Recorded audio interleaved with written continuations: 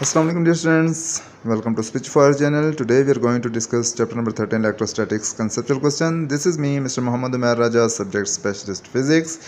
आप लोगों से रिक्वेस्ट ये है कि आप लोग अगर इस चैनल पर नए हैं तो सबसे पहले आप जाकर इस चैनल को सब्सक्राइब करें और साथ साथ बेल आइकन को भी प्रेस कर दें ताकि कोई भी नई वीडियो हो तो सबसे पहले आप उसको देख सकें। चलते हैं पहले कंसेप्चुअल क्वेश्चन की तरफ और इसमें बात करेंगे क्वेश्चन नंबर 1 की। और क्वेश्चन नंबर 1 क्या है कि rub plastic ruler with your hair, place it near running water from tap, you see that thin stream of water is deflected, explain why। कि जब आप एक रूलर को अपने हेयर के साथ रब करके पानी की टुंडी में से जो निकलता हुआ पानी उसके साथ रखते हैं तो आप देखते हो कि जो वाटर स्ट्रीम है वो डिफ्लेक्ट हो जाती है, मुड़ जाती है राड की तरफ। जैसे कि फिगर में भी आप देख सकते हैं कि टैप है जिसमें से वाटर फ्लो है डाउनवर्ड, वाटर स्ट्रीम है, ठीक है। जब आपने एक चार्ज रॉड इसके करीब रखा तो वाटर स्ट्रीम जो थी वो डिफ्लेक्ट हो रही है, राड की तरफ बेंड हो रही है। ऐसा क्यों होता है ये आपने एक्सप्लेन करना है। तो इसका आंसर क्या है, when ruler is rubbed with hair it gets charged, specifically positive charge. मतलब ये कि जब आप रूलर को अपने बालों के साथ रब करते हैं तो उसके अंदर एक चार्ज आ जाता है। और आपको पता है कि जब प्लास्टिक राड को आप फर के साथ या हेयर के साथ रब करते हैं तो उसके ऊपर पॉजिटिव चार्ज आता है। ये आपने चैप्टर में पढ़ा हुआ है। When it is placed near water stream from tap, जब इस रॉड को या इस रूलर को वाटर स्ट्रीम के साथ रख दिया जाता है, करीब उसके लेके जाया जाता है, what happens, it attracts the water because water is polar in nature.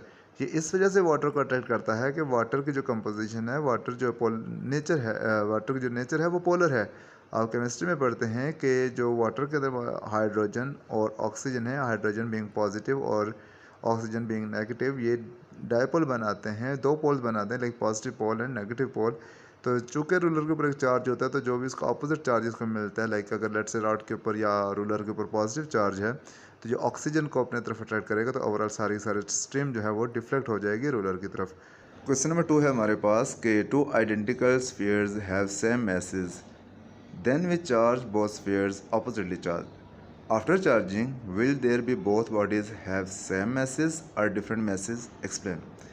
Question ये है कि दो आपके पास आइडेंटिकल स्फीयर्स हैं जिनका मास सेम है, आप उनको आप ऑपोजिटली चार्ज करते हो, एक के ऊपर पॉजिटिव और एक के ऊपर नेगेटिव, तो क्या अभी भी दोनों का मास है वो सेम होगा या डिफरेंट होगा? अगर डिफरेंट होगा तो किसका मास ज़्यादा होगा? ये क्वेश्चन है आपके पास। आंसर हम लिखते हैं कि when two bodies are rubbed with each other the transfer of electrons take place. जब दो बॉडीज़ को आपस में रब किया जाता है तो ट्रांसफ़र ऑफ इलेक्ट्रॉन होता है, एक बॉडी से जो इलेक्ट्रॉन है वो ट्रांसफ़र हो जाते हैं दूसरी बॉडी के ऊपर। The body which gains the electrons acquires negative charge, कि जो बॉडी इलेक्ट्रॉन्स को गेन कर रही है वो नेगेटिव चार्ज एक्वायर करती है या उसके ऊपर नेगेटिव चार्ज आ जाता है। And the other body which loses the electrons acquires positive charge, और जो इलेक्ट्रॉन को लूज़ कर रहा है वहाँ से ज़्यादा इलेक्ट्रॉन्स डेफिशिएंट बन जाता है और उसके ऊपर पॉजिटिव चार्ज आ जाता है। So both bodies are now equally oppositely charge. दोनों बॉडीज़ इक्वली अपोजिटली चार्ज है, मतलब जितना पॉजिटिव चार्ज है उतना ही नेगेटिव चार्ज है दूसरी बॉडी के ऊपर। The mass of negatively charge body will be greater, तो नेगेटिवली चार्ज बॉडी जो है उसका मास ग्रेटर होगा। क्यों? Because it gains electrons and mass of electrons is also added in it. अब देखेंगे जो बॉडी इलेक्ट्रॉन लूज़ कर रही है उस बॉडी का मास तो जो नॉर्मल्स का मास तो उससे कम हो जाए क्योंकि वो कुछ चीज़ लूज़ कर रही है, इलेक्ट्रॉन्स को लूज़ कर रही है। और जो बॉडी इलेक्ट्रॉन गेन कर रही है उसमें कुछ मास ऐड हो रहा है इलेक्ट्रॉन्स की वजह से। सो जितने भी इलेक्ट्रॉन वो ऐड करेगी उस लिहाज से उसका मास बढ़ता जाएगा और जो बॉडी इलेक्ट्रॉन को लूज़ कर रही है उसका मास कंपैरेटिवली कम होता जाएगा। सो हम क्या लिखते हैं कि it gains electrons and mass of electrons is also added in it. और मास ऑफ इलेक्ट्रॉन हम आपको बताते हैं कि mass of electron is equal to ME is equal to 9.1 multiply 10⁻³ kg। अब इतना मास जो है वो एक इलेक्ट्रॉन का, जितने भी इलेक्ट्रॉन ज़ाहिर एक बॉडी गेन करेगी उसका मास उसी लिहाज से बढ़ता जाएगा। और जो बॉडी इलेक्ट्रॉन लूज़ कर रही है डेफिनेटली वो पॉजिटिव चार्ज तो उसके ऊपर आता जा रहा है लेकिन उसका मास जो है वो कम होता जाएगा। So ultimately we finalize this thing by saying that the mass of negatively charge body will be greater than the other body which is positively charged. Question number 3. You take your car to service station to get it polished. Okay. After a while, you observe that your car attracts the dust. Why is dust attracted by the car? बिल्कुल ऐसे ही है, बिल्कुल ऐसे ही है कि जब आप गाड़ी को लेके जाते हैं सर्विस स्टेशन में पॉलिश कराने के लिए और पॉलिश करा के आप लाते हैं तो आप देखते हैं कि जैसे ही पॉलिश करा आप रोड पे निकलते हैं तो डस्ट पार्टिकल जो होते हैं वो अट्रैक्ट होते हैं आपकी गाड़ी की तरफ, या लाइक आपकी गाड़ी की जो बॉडी है वो डस्ट पार्टिकल को अट्रैक्ट करती है। Why is dust attracted by the car, के डस्ट पार्टिकल जो हैं वो कार की तरफ अट्रैक्ट क्यों होते हैं। तो आंसर क्या लिखेंगे हम कि when polished is applied on the body of the car and rubbed with a piece of cloth, कि जब हम गाड़ी की बॉडी के ऊपर पॉलिश अप्लाई करते हैं और फिर ज़ाहिर उसे चमक देने के लिए, उसे शाइन देने के लिए आप उसे रब करते हो किसी क्लॉथ के किसी पीस ऑफ क्लॉथ से, कपड़े से, इट गेट्स चार्ज। तो रब करने से कार की बॉडी क्या होती है, चार्ज हो जाती है। क्योंकि आपने इलेक्ट्रोस्टैटिक में ये बात पढ़ी भी है कि जब एक बॉडी को रब किया जाता है तो transfer of electron take place होता है और उसकी वजह से बॉडी चार्ज हो जाती है। It attracts the dust particles with electrostatic force of attraction. बिल्कुल ऐसे ही है कि डस्ट पार्टिकल को अट्रैक्ट करती है क्योंकि उसमें electrostatic force of attraction develop हो चुकी होती है। Dust particles being neutral gets charge by electrostatic induction and are attracted by the car. बिल्कुल कि डस्ट पार्टिकल वैसे तो न्यूट्रल होते हैं, लेकिन जब चार्ज बॉडी यानी कि कार की बॉडी के करीब आते हैं तो उसके ऊपर एक इलेक्ट्रोस्टैटिक इंडक्शन की वजह से एक टेम्पररी चार्ज आ जाता है, जिसकी वजह से वो कार की बॉडी के साथ अट्रैक्ट होते हैं। बच्चों, आप लोगों से कहूँगा कि इस टाइम पे अगर आपको इलेक्ट्रोस्टैटिक फोर्स के बारे में या इलेक्ट्रोस्टैटिक इंडक्शन के बारे में कोई डाउट है तो बेहतर ये होगा कि पहले आप जाकर वो टॉपिक क्लियर करें, उसके बाद इस वीडियो को देखें, इन क्वेश्चंस को देखें। क्योंकि जब तक आपको वो कंसेप्ट्स क्लियर नहीं है, ये चीज़ें आपके लिए मुश्किल है और मेरे लिए पॉसिबल नहीं है इस टाइम पे कि मैं क्वेश्चन छोड़ के आपको कंसेप्ट देना स्टार्ट कर दूं। But simple is that in a very few words में आपसे ये कहूँगा कि इलेक्ट्रोस्टैटिक इंडक्शन से मुराद ये होती है कि जब एक न्यूट्रल बॉडी के एंड्स पे दो डिफरेंट चार्जेस दो डिफरेंट एंड्स पे इकट्ठे हो जाए, मीन्स की न्यूट्रल बॉडी थी, उसके बाद जब किसी चार्ज बॉडी को उसके करीब लेके आते हो तो उसके एक साइड पे पॉजिटिव चार्ज बॉडी की आ जाए, एक साइड पे नेगेटिव आ जाए, वो अभी भी ओवरऑल न्यूट्रल ही है, लेकिन चूँकि चार्जेस सेपरेट हो गए, इस प्रोसेस को आप इलेक्ट्रोस्टैटिक इंडक्शन कहते हैं। और ये किसी चार्ज बॉडी की प्रेजेंस में होता है, यानी कि कोई बॉडी जिसके ऊपर चार्ज होता है उसकी मौजूदगी में ये होता है, इसको कहते हैं इलेक्ट्रोस्टैटिक इंडक्शन। तो इसका आंसर ये था कि जब कार की बॉडी को आप रब करते हो कपड़े से पॉलिश अप्लाई करने के बाद, तो रबिंग की वजह से कार की बॉडी के ऊपर चार्ज आ जाता है और डस्ट पार्टिकल के अंदर इलेक्ट्रोस्टैटिक इंडक्शन की वजह से चार्ज आ जाता है, जिसकी वजह से कार की बॉडी डस्ट पार्टिकल को अट्रैक्ट करती है। Question number 4, take two oppositely charge rods, place them separately near small pieces of paper. Why do they both attract small pieces of paper? Is there any third type of charge on papers which attracts both positive and negative charges? जी, तो question ये है कि आप ऐसे करें कि दोनों rods लें, दोनों को अपोजिटली चार्ज करें, मतलब एक के ऊपर पॉजिटिव चार्ज लें, एक के ऊपर नेगेटिव चार्ज लें, फिर उन दोनों को separately one by one small pieces of paper के पास लेके जाएं, तो आप देखेंगे कि पॉजिटिव चार्ज रॉड जो है वो भी पेपर को अट्रैक्ट करता है, नेगेटिव चार्ज रॉड जो है वो भी पेपर को अट्रैक्ट करता है, पेपर के पीसेस को अट्रैक्ट करता है। Why do they both attract small pieces of paper, कह रहा है ये दोनों ही क्यों अट्रैक्ट करते हैं जो पीसेस ऑफ पेपर हैं। फिर आपसे ये पूछ रहा है कि is there any third type of charge on the papers which attracts both positive and negative charge, कि क्या एक जो पीसेस ऑफ पेपर है उसके ऊपर कोई थर्ड टाइप का चार्ज है जो पॉजिटिव को भी अट्रैक्ट करता है, नेगेटिव को भी अट्रैक्ट करता है। क्योंकि हमने देखा है कि पॉजिटिव को तो रिपेल करता है, नेगेटिव को रिपेल करता है, ठीक है ना, अपोजिट चार्जेस अट्रैक्ट करते हैं, लेकिन यहाँ पे तो दोनों को अट्रैक्ट कर रहे हैं। क्या मतलब है इसका कि लाइक कोई पेपर के ऊपर थर्ड टाइप का चार्ज है। तो आंसर हम क्या लिखते हैं, हम कहते हैं कि both rods means positive and negative rods attract pieces of paper with electrostatic force of attraction, कि दोनों रॉड्स जो हैं वो पीसेस ऑफ पेपर को अट्रैक्ट करेंगे due to electrostatic force of attraction. Pieces of paper gets temporary charge by electrostatic induction. जी, थोड़ी देर पहले पिछले क्वेश्चन में बात कर रहा था कि इलेक्ट्रोस्टैटिक इंडक्शन का टॉपिक आप क्लियर करें, क्योंकि बहुत दफ़ा हम इसको डिस्कस करने वाले हैं इन क्वेश्चंस के अंदर। तो जो पीसेस ऑफ पेपर होते हैं, कागज़ के पीसेस होते हैं, उनके ऊपर वैसे तो कोई चार्ज नहीं होता, लेकिन जब चार्ज रॉड उसके करीब लेके आया जाता है तो उनके ऊपर एक इलेक्ट्रोस्टैटिक इंडक्शन की वजह से चार्ज आ जाता है, जिसको टेम्परेरी चार्ज हम कहते हैं। और उसी टेम्परेरी चार्ज की वजह से paper pieces are attracted by rods. फिर हम लिखते हैं कि pieces of paper themselves are neutral in nature. Paper के ऊपर लाइक एज अ होल कोई चार्ज नहीं होता, वो न्यूट्रल ही होता है, लेकिन लाइक उसकी जो पार्टिकल्स हैं वो अपने आप को रीअरेंज कर लेते हैं। जो पॉजिटिव एंड होता है और आई मीन जो जिस साइड पे आपके पास पॉजिटिव रॉड होता है उस साइड पे नेगेटिव चार्जेस अपने आप को रीओरिएंट कर लेते हैं, और जहाँ पे नेगेटिव रॉड होता है वहाँ पे पॉजिटिव चार्जेस अपने आप को रीओरिएंट या रीअरेंज कर लेते हैं। तो इस तरीके से ये पीसेस ऑफ पेपर जो है वो दोनों रॉड्स की तरफ अट्रैक्ट होते हैं। क्वेश्चन नंबर 5 है कि the force between 2 point charges is 10 Newton, के 2 पॉइंट चार्जेस के दरमियान में जो फोर्स है वो 10 न्यूटन है। If their charge is doubled and distance between them is reduce to half, कि अगर उनका जो चार्ज है उनको उन दोनों चार्जेस को डबल कर दिया जाए और उनके दरमियान जो डिस्टेंस है उसको हाफ कर दिया जाए, what will be magnitude of force between them, तो फिर नई जो फोर्स होगी वो क्या पहले वाली फोर्स से ज़्यादा होगी, कम होगी, मतलब कि आपने नई फोर्स का मैग्नीट्यूड बताना है, नई फोर्स की वैल्यू बतानी है। तो आंसर में हम लिखते हैं, स्टार्ट करते हैं कि the force will be 16 times greater than before, कि जो इस टाइम पे फोर्स होगी मैग्नीट्यूड को डबल करने से, डिस्टेंस को कम करने से, इस टाइम की फोर्स जो है वो प्रीवियस फोर्स से, जो पहले फोर्स थी उस फोर्स से 16 टाइम्स ग्रेटर होगी। अब ये कैसे 16 टाइम्स ग्रेटर होगी, कैसे हम इसका आंसर देंगे, कैसे इसको प्रूव करेंगे, तो चलते हैं हम इसी क्वेश्चन की तरफ कि as F is equal to k Q1 Q2 by r square, Coulomb's law के अकॉर्डिंग आपने ये फार्मूला लिखा, when charges are doubled and distance is halved, कि जब चार्जेस को डबल कर दी जाए और उनके बीच के डिस्टेंस को हाफ कर दी जाए, वही क्वेश्चन क्या बनेगी। अब चूंकि ये ज़ाहिर इससे फोर्स चेंज हो रही है, जो फोर्स चेंज होगी उसको हम एफ डैश से रिप्रेजेंट करेंगे, लेकिन न्यू फोर्स है जो, ठीक है। एफ डैश इक्वल टू के, क्यू की जगह पे टू Q1 की जगह पे 2Q1 एंड Q2 की जगह पे 2Q2, क्योंकि ये दोनों चार्जेस को हमने डबल कर दिया, डबल मीन्स 2 टाइम, और डिस्टेंस जो था वो हमने हाफ कर दिया, तो इसलिए आर की जगह पे हम लिखेंगे r/2 या 1/2 आर, यानी कि हाफ डिस्टेंस, एंड वहाँ पे आर स्क्वायर था तो यहाँ पे 1/2 आर का स्क्वायर हो जाएगा। अब ज़ाहिर है इसके ऊपर कुछ मैथमेटिकल स्टेप्स अप्लाई करेंगे, जैसे 2 और 2 को ऊपर में से मल्टीप्लाई करके उनको बाहर ले आएंगे, बाकी 1/2 को का स्क्वायर लेंगे तो 1/4 आ जाएगा, फिर उसको फर्दर आप अरेंज करेंगे तो इक्वेशन बन जाएगी आपके पास कि F dash is equal to 2 × 2 divided by 1/4 k Q1 Q2 by r square, और सेकंड लास्ट स्टेप समझ लें आप, लेफ्ट साइड पे लिखा हुआ है F dash is equal to 4 × 4 के Q1 Q2 by r square, क्योंकि वो जो डिवाइड के नीचे फ्रैक्शन था ऊपर जाके मल्टीप्लाई हो जाता है।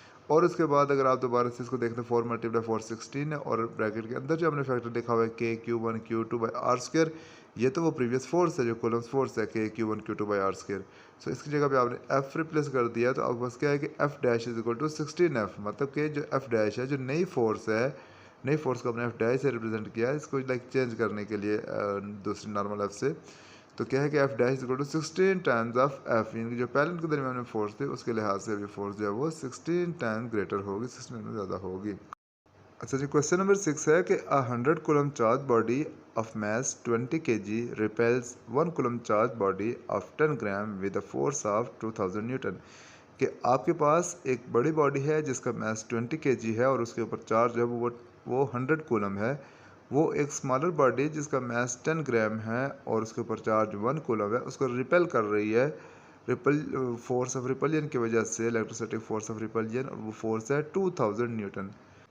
अब क्वेश्चन यह है कि will smaller charge body apply force same smaller और greater force on 20 kg charge body, कि जो स्मॉलर बॉडी जिसका मास 10 ग्राम है, क्या वो जो 20 kg बॉडी के ऊपर फोर्स अप्लाई करेगी वो पहले वाली फोर्स से स्मॉलर होगी, सेम होगी या ग्रेटर होगी। तो इसका आंसर हम क्या लिखेंगे, हम कहेंगे कि smaller charge body apply same force on 20 kg charge body, की जो स्मॉलर बॉडी है वो भी उतनी ही फोर्स यानी कि 2000 न्यूटन फोर्स एक्सर्ट करेगी 20 ग्राम वाली बड़ी बॉडी के ऊपर जिसका चार्ज भी आपके पास 100 कूलम है। क्यों? Because electrostatic force is a mutual force. ये बहुत इंपॉर्टेंट पॉइंट है कि इलेक्ट्रोस्टैटिक फोर्स जो है वो म्यूचुअल फोर्स है। म्यूचुअल फोर्स मीन्स कि जो हमेशा दो चार्जेस के बीच में होगी, ठीक है, which depends upon two charges in all cases, के जिसमें हमेशा आप दोनों चार्जेस को कंसिडर कर रहे होगे, जो फोर्स लगा रहा है और जिसके ऊपर फोर्स लग रही है, ठीक है, दोनों चार्जेस को आप कैलकुलेशन में शामिल करेंगे। जैसे कि लेट से हम लिखते हैं कि F12, इसका मतलब है कि लाइक जो चार्ज 2 है वो 1 के ऊपर जो फोर्स लगा रहा है वो है के Q1 Q2 by r square, and F21 यानी कि जो चार्ज 1 है वो 2 के ऊपर जो फोर्स लगा रहा है वो आपके पास है F21, और इसमें भी ज़ाहिर है आप दो ही चार्जेस लोगे k Q2 Q1 by r square, सिर्फ आर्डर का डिफरेंस है, यहाँ पे Q1 और Q2 और वहाँ पे Q2 और Q1 है। तो आपको पता है कि ऐसे कोई फ़र्क नहीं पड़ता इससे आर्डर से, क्योंकि 2 × 3 और 3 × 2 आंसर सेम भी रहता है, तो मल्टीप्लिकेशन में आर्डर मैटर नहीं करता। तो आंसर ये है कि दोनों फोर्स जो वो सेम होंगी, इसलिए लास्ट स्टेप में हमने इसको लिख दिया है कि F12 is equal to F21, कि दोनों एक दूसरे के ऊपर सेम फोर्सेस अप्लाई करेंगे। क्वेश्चन नंबर 7 में आपसे पूछ रहा है कि why is it dangerous for a construction worker to hold long steel pole upright during lightning weather condition, कि जब आसमान के ऊपर बिजली चमकने का ख़तरा हो तो जो कंस्ट्रक्शन वर्कर्स होते हैं उनके लिए डेंजरस होता है कि वो स्टील का या कोई भी कंडक्टर का पाइप ऊपर की तरफ पकड़ के सीधा करके रखे। ऐसा क्यों है?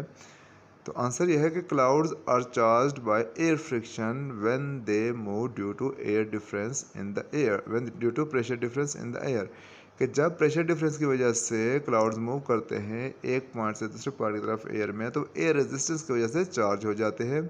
When these clouds are discharge lightning occurs, और यही क्लाउड जब डिस्चार्ज होते हैं अपने चार्ज को जो वो डिस्चार्ज करते हैं, तो लाइटनिंग के फॉर्म में ये हमारे सामने ज़ाहिर होता है। लाइटनिंग जो होती है बेसिकली डिस्चार्ज ऑफ चार्ज है। अब इफ़ अ कंडक्टर और any steel pole is held upright, अब अगर कंडक्टर होगा जैसे स्टील पोल है इसके क्वेश्चन में, या कोई भी कंडक्टर होगा जब उसको ऊपर की तरफ खड़ा करके रखा जाएगा, there are chances of electric shock for a person holding the conductor, तो उस बंदे के लिए इलेक्ट्रिक शॉक लगने के चांसेस होंगे जिसने वो पाइप होल्ड किया हुआ है। और इसकी वजह क्या है? An electrostatic force of attraction is developed between the clouds and the high altitudes on the ground, कि एक इलेक्ट्रोस्टैटिक फोर्स डेवलप हो जाती है क्लाउड्स के बीच में, और जो भी अर्थ के ऊपर हाई एल्टीट्यूड्स हैं, हाई लेवल की जो जिनकी हाइट ज़्यादा है, वो माउंटेन्स हो सकती हैं, वो कोई स्टील पोल हो सकता है, वो कोई हाई टावर हो सकता है, उनके ऊपर क्या होता है कि वो एक अपोजिट चार्ज इंड्यूस हो जाता है इलेक्ट्रोस्टैटिक इंडक्शन की वजह से। और उस चार्ज की बात हो रही है कि because of which lightning occurs, और उसी चार्ज की वजह से लाइटनिंग का प्रोसेस जो होता है, लाइटनिंग का जो फिनोमेना होता है वो हम देखने को मिलता है कि जब चार्ज क्लाउड्स के अंदर जो होता है फ्रिक्शन की वजह से, वो जब क्लाउड्स डिस्चार्ज करते हैं अपने चार्ज को, तो लाइटनिंग के फॉर्म में अपीयर होता है, जिसको हम ग्राउंड के ऊपर ऑब्जर्व कर रहे होते हैं। और अगर स्टील पोल वगैरह लिया जाए रखा जाए तो चूँकि लाइटनिंग पड़ती है तो लाइटनिंग उसको स्ट्राइक करने के चांसेस होते हैं, क्योंकि उसका अल्टीट्यूड कंपैरेटिवली अर्थ से ज़्यादा होता है और वो हैवी मेटल, तो जो कंडक्टर हैं उनके लिए जो लाइटनिंग के चांसेस वो बढ़ जाते हैं। इस वजह से ऐसा नहीं करना चाहिए, डेंजरस है कंस्ट्रक्शन वर्कर्स के लिए। क्वेश्चन नंबर 8 है कि according to equation of capacitance of capacitor, कि कैपेसिटर के इक्वेशन के according capacitance is numerically equal to ratio between charge and potential difference, कि कैपेसिटेंस जो है वो रेशियो है चार्ज और पोटेंशियल डिफरेंस की between the plates of capacitor, उस कैपेसिटर के प्लेट्स के ऊपर। फिर आपसे पूछ रहा है कि does its value depend upon amount of charge and potential difference, कि क्या कैपेसिटेंस जो है वो अमाउंट ऑफ चार्ज के ऊपर और वोल्टेज के ऊपर डिपेंड करती है, क्या उसके वोल्टेज और चार्ज को बढ़ाने से क्या कैपेसिटर की कैपेसिटेंस चेंज हो सकती है? तो आंसर क्या है? The value of capacitance does not depend upon charge and potential difference, कि किसी भी तरीके से जो कैपेसिटेंस है वो इलेक्ट्रिक चार्ज के ऊपर या पोटेंशियल डिफरेंस के ऊपर डिपेंड नहीं करता बिटवीन द प्लेट्स। क्यों? It is just the ratio between charge and potential difference, की जो कैपेसिटेंस है वो जस्ट रेशियो है चार्ज और वोल्टेज के दरमियान में, ये इनके ऊपर डिपेंड नहीं करती। कैसे? मतलब ये कि when tells that ratio between charge Q and potential difference V remains constant, ये जो ऊपर वाला रिलेशन है वो ये बता रहा है कि चार्ज और V की जो रेशियो है वो कांस्टेंट रहती है और कैपेसिटेंस एक कैपेसिटर की कांस्टेंट है। इसका मतलब है कि कैपेसिटर किसी भी लिहाज से चार्ज के ऊपर या वोल्टेज के ऊपर डिपेंड नहीं कर रही। इसका मतलब सिर्फ ये है कि वोल्टेज के बढ़ाने से चार्ज बढ़ेगा, ये दूसरे के ऊपर डिपेंड करते हैं। वोल्टेज के बढ़ाने से चार्ज बढ़ेगी, लेकिन जितनी वोल्टेज बढ़ेगी उसी लिहाज से चार्ज बढ़ेगा, तो इनका रेशियो जो है हमेशा कॉन्स्टेंट रहेगी।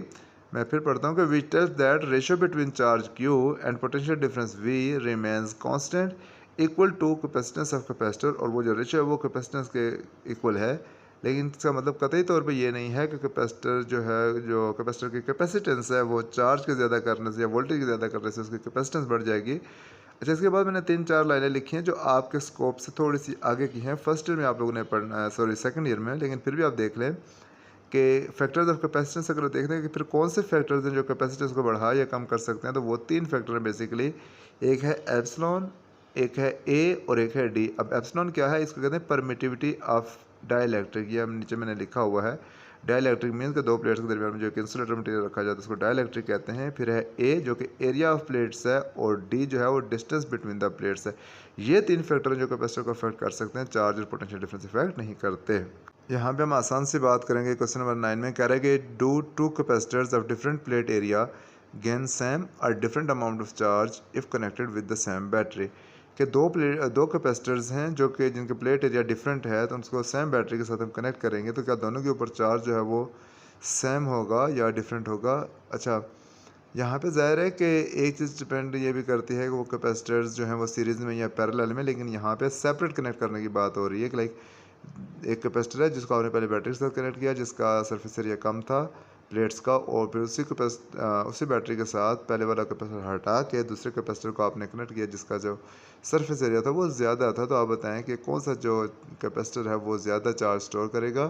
तो आंसर ये है कि two capacitors of different plate area store different amount of charge on them, कि दोनों कैपेसिटर के ऊपर जो अमाउंट ऑफ चार्ज है वो डिफरेंट होगी, क्योंकि as C is equal to epsilon A over D. ये पिछले ही क्वेश्चन में हमने डिस्कस किया है कि कैपेसिटेंस एरिया के डायरेक्टली प्रोपोर्शनल है, तो एरिया जितना बढ़ेगा उसी लिहाज से कैपेसिटेंस बढ़ेगी। तो जिन प्लेट्स का एरिया ज़्यादा है उस कैपेसिटर की जो कैपेसिटेंस है वो ज़्यादा है और वो ज़्यादा चार्ज स्टोर करेगी। क्योंकि कैपेसिटेंस को हम डिफाइन कैसे करते हैं कि capacitance is greater for a capacitor having more area, कि जिसका एरिया ज़्यादा है उसकी कैपेसिटेंस ज़्यादा है, so it will store more charge. तो इस वजह से चार्ज ज़्यादा स्टोर करेगा। और एंड में हमने कैपेसिटेंस आपको बता दिया है कि इसको क्या कहते हैं या कैसे डिफाइन करते हैं कि capacitance of a capacitor is to store charge on it, कि किसी भी कैपेसिटर की जो कैपेसिटेंस है वो बेसिकली उसकी कैपेसिटी है कि वो कितना चार्ज स्टोर कर सकती है कैपेसिटर के ऊपर। और उसके बाद हम बात कर लेते हैं कि as Q is equal to C V, ये यहाँ पे अगर वी को कांस्टेंट कर दें, जिनकी बैटरी तो सेम ही है, तो Q is directly proportional to C, मतलब जितना क्यू बढ़ेगा जितना जितना चार्ज बढ़ेगा उतनी उसकी कैपेसिटेंस बढ़ेगी, या इसको रिवर्स कह लेंगे जितनी कैपेसिटेंस होगी ज़्यादा होगी उतना उसका चार्ज ज़्यादा स्टोर होगा उसके ऊपर। चलो जी, लास्ट क्वेश्चन की बात करते हैं और मेरी नज़र में ये सबसे इंपॉर्टेंट क्वेश्चन है और आपको ये पता होना चाहिए कि इसको सॉल्व कैसे करेंगे। क्वेश्चन नंबर 10 है कि a device has capacitance of 250 नैनोकूलम। एक डिवाइस है, इनकी कैपेसिटर है जिसकी कैपेसिटेंस है 250 nanocoulomb. You are asked to decrease its capacitance to 50 nanocoulomb. आपको ये टास्क दिया गया है, आपको ये कहा गया है कि जो 250 नैनोकूलम कैपेसिटेंस इसको आप डिक्रीज कर दें 50 नैनोकूलम से, तो कैसे आप करेंगे? How can you get it? Bye connecting another capacitor with it, कि आप इस चीज़ को कैसे अचीव कर लेंगे, कि किस तरीके से आप 250 नैनोकूलम कैपेसिटेंस को लेंगे 50 नैनोकूलम कैपेसिटेंस पे bye connecting another capacitor with it. वैसे आपको ये पता होना चाहिए कि जो कैपेसिटेंस है उसका यूनिट फैराड होता है ये, लेकिन यहाँ पे इस क्वेश्चन के अंदर इसका मतलब ये है कि लाइक ये इतना चार्ज स्टोर कर सकते हैं, तो इसलिए इसने कूलम की फॉर्म में इसको एक्सप्रेस किया है। तो इसका आंसर हम ये लिखेंगे कि we can get equivalent capacitance equal to 50 nanocoulomb by connecting a capacitor of 62.5 nanocoulomb in series with 250 nanocoulomb capacitor, कि हम 250 नैनोकूलम कैपेसिटर के साथ एक और कैपेसिटर सीरीज़ में कनेक्ट करेंगे जिसकी कैपेसिटेंस होगी 62.5 नैनोकूलम, और रिज़ल्ट हमें इन दोनों का मिल जाएगा 50 नैनोकूलम। अब ये कैसे है इसको हम देख लेते हैं फार्मूला से। तो फार्मूला आपके पास होता है इक्विवेलेंट कैपेसिटेंस का for series combination of capacitor, वो ये होता है कि 1/c equivalent equal to 1/c1 plus 1/c2। ठीक है, और साथ लिखा हुआ भी है कि फॉर सीरीज कम्बिनेशन। अच्छा, और अगर पैरेलल कम्बिनेशन होता तो ये सिंपली ऐड हो जाते हैं, like C equivalent equal to C1 plus C2। बहरहाल बात कर लेते हैं हम कि here C equivalent is equal to 50 nanocoulomb, हमें जो कि इक्विवेलेंट कैपेसिटेंस चाहिए वो तो 50 नैनोकूलम है। C1 जो है वो गिवन है हमें 250 नैनोकूलम, और हमारा जो टास्क था वो ये था कि C2 जो सेकंड कैपेसिटर हम कनेक्ट करेंगे वो कितने कैपेसिटेंस का और कैसे कनेक्ट करें सीरीज़ में या पैरेलल में। तो पहली बात हमने ये कर दिया कि कैपेसिटर सीरीज़ में कनेक्ट होगा और उसकी वैल्यू क्या होगी, हम उसको फाइंड करेंगे C2 को। तो हम फार्मूला में वैल्यूज़ डालते हैं, 1/c इक्विवेलेंट की जगह पे 1/50 इक्वल टू 1/c1 की जगह पे 250 जो गिवन है, और प्लस 1/c2, C2 आपने फाइंड करना है। इसको ज़ाहिर है आप एलसीएम के थ्रू करेंगे, उसको अरेंज करके इसके एलसीएम लेके आप देखते हैं कि आपके पास C2 आ जाता है इक्वल टू 62.5 नैनोकूलम। इसका मतलब ये है कि अगर आप कैपेसिटर को 62.5 नैनोकूलम कैपेसिटर को आप 250 नैनोकूलम कैपेसिटर के साथ सीरीज़ में कनेक्ट करेंगे तो आपका जो रिज़ल्ट आएगा, जो आपको रिजल्टेंट कैपेसिटेंस मिलेगी या इक्विवेलेंट कैपेसिटेंस मिलेगी, वो आपके पास होगी 50 नैनोकूलम जो आपकी रिक्वायरमेंट थी। तो स्टूडेंट्स, आई होप कि आपको ये अच्छा लगा होगा, आपको समझ भी आई होगी, आपने एंजॉय भी किया होगा। और गुजारिश ये है आप लोगों से कि आप क्या करें कि इस वीडियो को लाइक करें, शेयर करें, चैनल को सब्सक्राइब करें, चैनल को प्रमोट करें, मुझे इनकरेज करें, ताकि मैं और भी वीडियोज़ आप लोगों के साथ शेयर करता रहूँ और भी वीडियोज़ बनाता रहूँ। अपना बहुत सारा ख्याल रखिएगा। अल्लाह हाफ़िज़।